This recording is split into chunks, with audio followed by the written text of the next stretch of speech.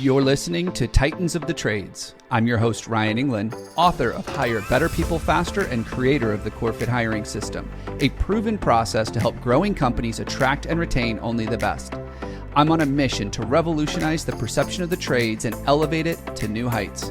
After growing up in a blue-collar family, my passion for making the trades cool again runs deep. If you're a titan in the industry and want to be on my show, stick around until the end and I'll reveal how you can be my next guest.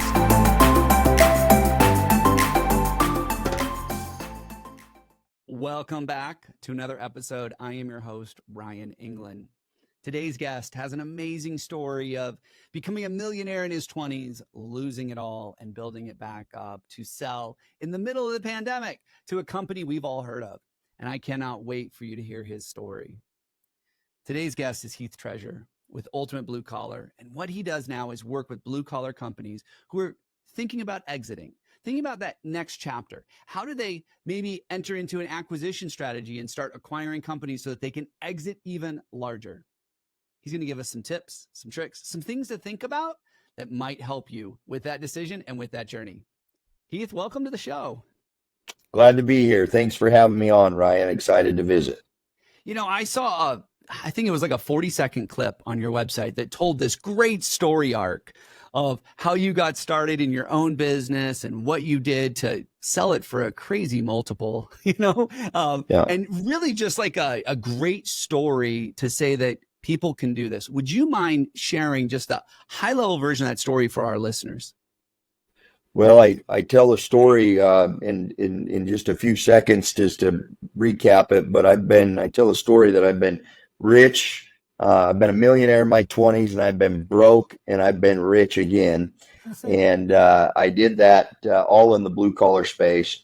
When I lost everything I had, I'd become a millionaire in my 20s. I was in the construction space, and I went to work driving a semi truck, and I was a truck driver, and I put my gloves on, my work boots on, and I drove truck every day, oftentimes not home for several days.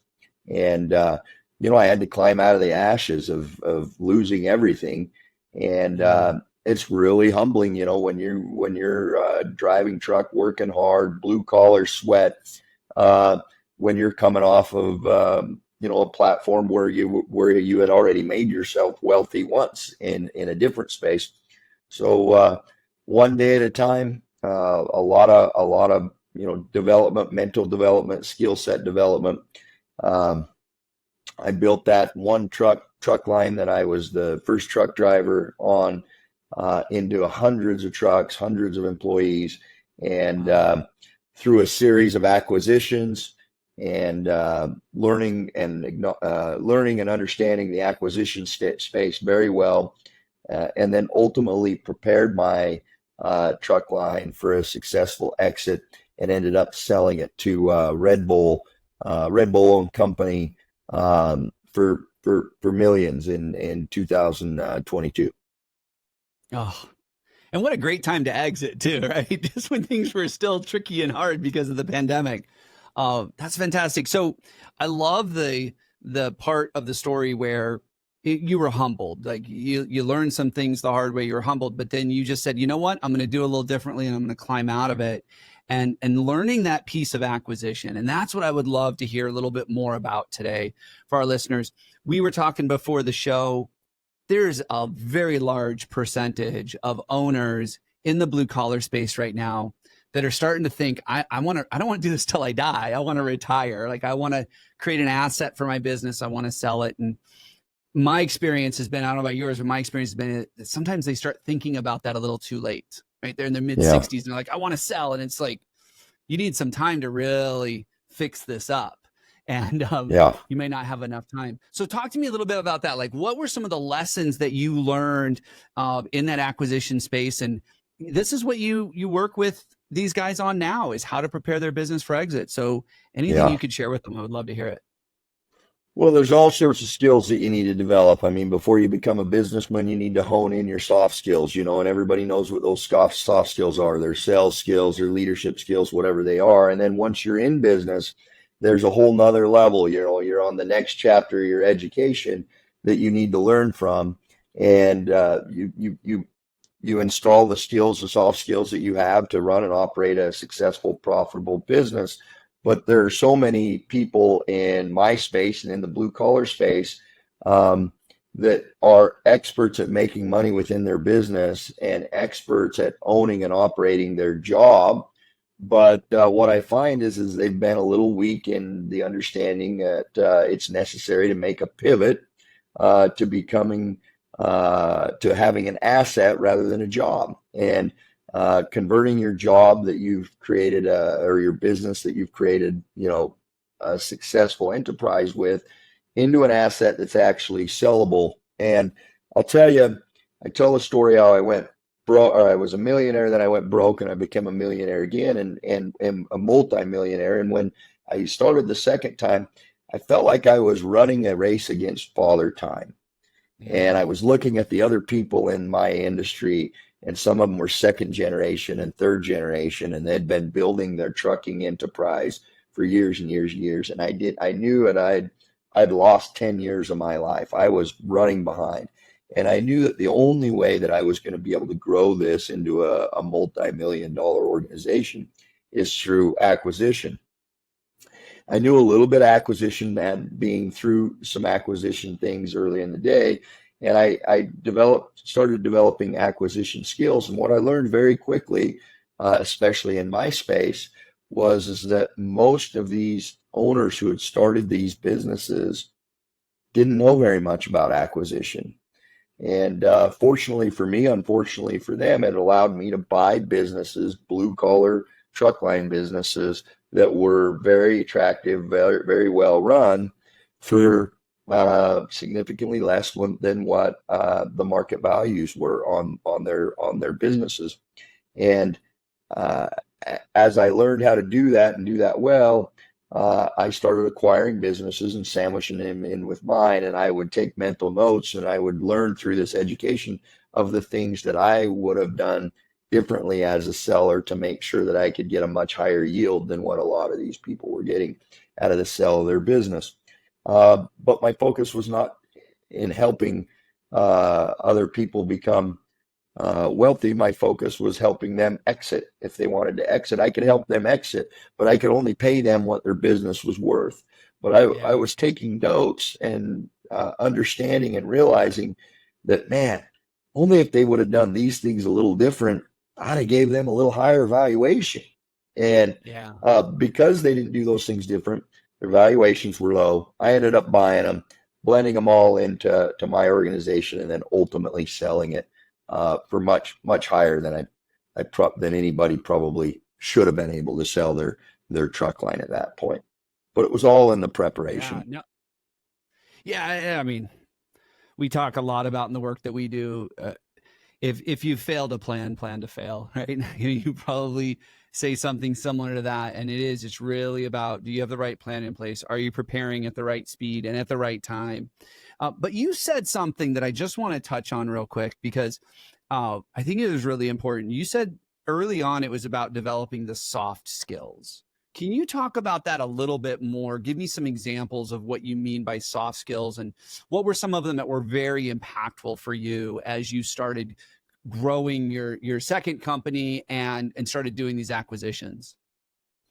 Well, that's a really good question. So anybody that wants to get into the blue collar space as a blue collar entrepreneur, and they want to have success in those industries, or if they want to get into the acquisition space and they want to acquire other businesses, number one, if you're already a business owner, you shouldn't be acquiring other businesses unless your formula, your magic recipe is very developed with the business that you have already. You don't want to bring an underdeveloped business in and merge it in with another underdeveloped business. And the way to develop those businesses, in my opinion, is through being very good at the soft skills. Communication. That's a big thing. Um, I also think that negotiation, the ability to negotiate, is a big thing. The ability to sell. And there's one that a lot of people don't talk about very often, but it's the ability to control the voices in your head. Okay, Yeah. the ability to exclude the outside noise. And there's also the ability to be able to become very routine and regimented. regimented, I believe is the word that I want to say, but you have to have a routine and a regimen, okay? And you have to be able to show that your routine and your regimen is working with your business. And if you don't have a business, you need to develop those things within your personal life, okay? Mhm. And I tell my kids this, that the habits and the abilities to create successful routines that will flow over into your successful business, you can start on right now with almost zero investment. Okay, Mhm. you can learn how to communicate, you can learn how to negotiate, you can control that not you can control the voices in your head and the outside noises that might steer the direction of your goals differently. And you can control creating routine and habits and setting goals and accomplishing goals. And when you do all these things, then you're able to implement them. And when you're good at it, you're able to implement them into a business. And oftentimes, there are successful businessmen that we've looked at in the acquisition space where they're not necessarily good at all those things. And I don't say that you need to, but you need to understand which ones you're not good at, and you need to hire someone that's not. And so I would see some of these acquisition opportunities, and I would say, hey, this is a devaluation aspect of your business. You've not been very good at negotiating your contracts, Right. and we're pretty good, but that's a check mark, and that's going to make it so that we're probably not going to be able to pay as much for your business, but we're gonna buy it for market value, and we're going to bring it into the areas that we are good at and increase it for higher market value. Soft skills are something that should be implemented and utilized and continued to be honed in on, not only when you're starting business, but throughout business and even on until you're done with business. I work on it today, myself Yeah. still. There's skills I can get better at. I love that one that you talked about a few times, and I think it's important enough to call back out is those voices in your head, those inner critics, and sometimes even the external critics. I remember when I was starting my business, my best friend of, I don't know, 20 years, we grew up together and everything. He was like, "You're an idiot starting your own business. You have no idea. It's going to be way too hard. You're never going to make it work." And he's just like very critical of everything.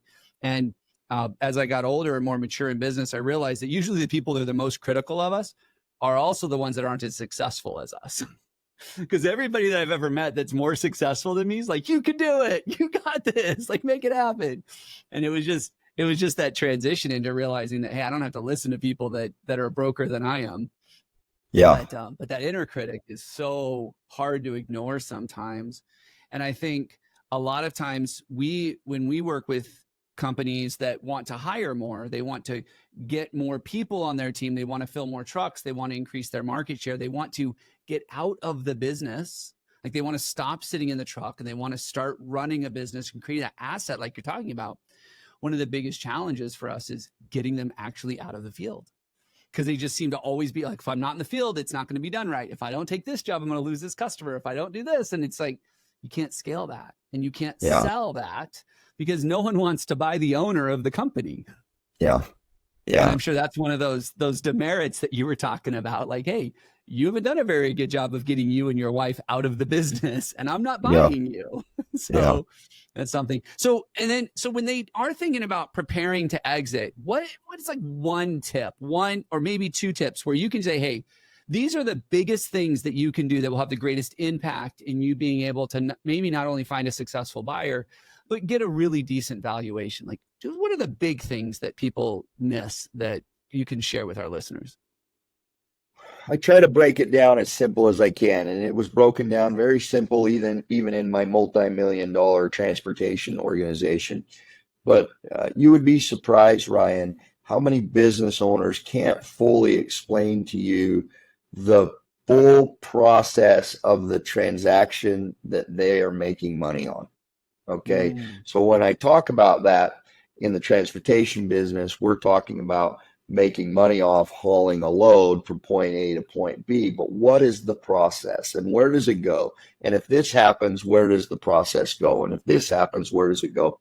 And so the key element, in my opinion, that business owners need to sit down and meditate about is it needs to be it's a virtual flow process of the transactions that are occurring in their business. They need to meditate that. It's almost like an assembly line.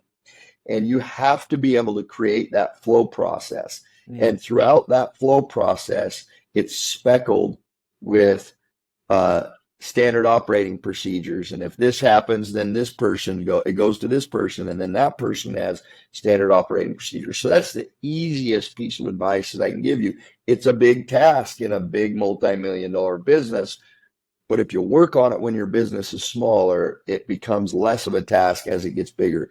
But as a buyer, I want to understand what the process is of your business that's creating that magic recipe of success.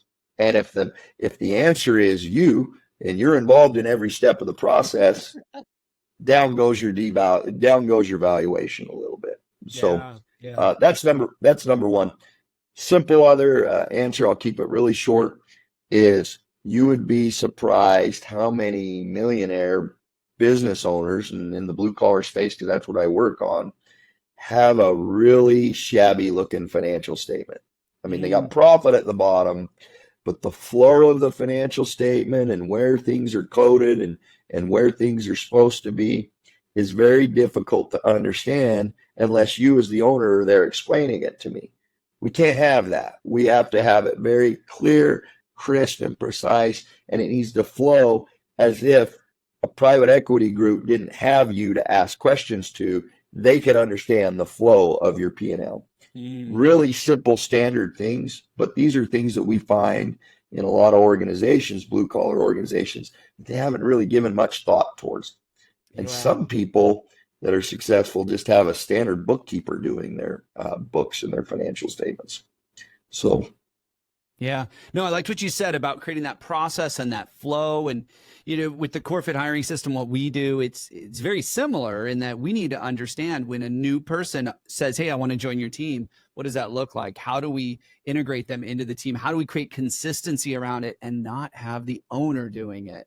And that is one of the biggest challenges we have is the owner wants to make all the hiring decisions. The owner wants to be involved in everything. And the problem I find with owners is they love everybody. They'd hire everybody yeah, if they could. And it's like, no, we got to create processes and we got to give it to people who are not emotionally attached to the outcome. And then that allows the owner to take a step back. And that's one less hat they have to wear. And I, that's what we do on that people side and that culture side. I like to say that if you find the owner's name in more than 3 or 4 of those pit stops across the transactional flow, then you potentially have problems.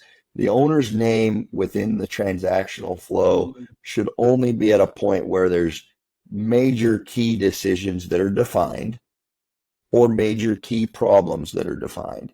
But if they're involved in any parts of the transactional flow regularly, then they haven't fully converted that business to an asset, in my opinion, because the business without them doesn't run as smoothly. Makes total sense. We could probably keep talking about this. You probably found so many pitfalls over the years and so many little things that most people wouldn't even think impact their ability to sell. One that I saw, one of our clients, he had his wife on payroll, not because she was doing anything in the business, but she was just on payroll. It was just another way for him to take some money from the business. Well, they came in and did a valuation. They're like, she's not staying. So he had to go through all these hoops and ultimately could not prove that she wasn't necessary for the business. And it was just these little things we don't think about that we take for granted that messes up the valuation. Heath, this has been so great. I know that there are people listening right now going, I've been thinking about this. I don't know who to talk to. I'm not quite sure how this works. How do they get a hold of you? How do they learn more? And maybe even connect with you if they want your help with this? I'd love to connect with anybody that wants to speak about this subject. So they can reach out to me through my Instagram, which is the Heath Treasure, ultimatebluecollar.com. They can reach out through there. And we offer private coaching. And then for those that are not quite at the level of needing a private coach, or they may not be able to provide the private coaching, we're about ready to launch the Blue Collar Union, which would be group coaching. So I would recommend they follow us and watch It's weeks away from being able to launch. In that group coaching, there will be weekly meetings that'll teach them some of the standard things that can help them build, grow, scale their business. And then we'll also be talking about exit ready and exiting their business. And we do a lot. We have a lot of fun things that are scheduled for that, like how can we implement AI in leading our blue collar business, and a lot of cool things that people may not understand yet. We'd like to teach them about that. I love that. All right. We will have all those links in the show notes. Heath, thank you so much for being on the show and sharing this information with our listeners. I know they got a ton of value out of it. I'm even processing some things from this. So thank you so much for your insight and your knowledge. All right. Thanks for having me on. Good talking to you, Ryan.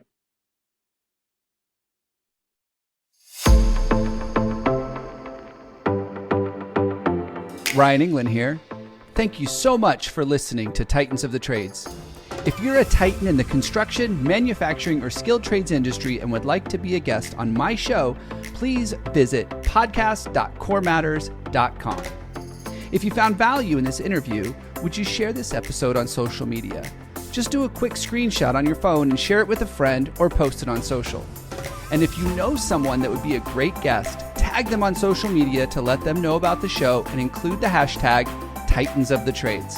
I love seeing your posts and guest suggestions. We are regularly putting out new episodes and content. To make sure you don't miss any episodes, click the subscribe button. Your thumbs up, ratings, and reviews go a long way to help promote the show and get me one step closer to solving the labor crisis facing the industry. Want to know more about how we're doing that? Go to our website or follow me on LinkedIn. Thanks for listening.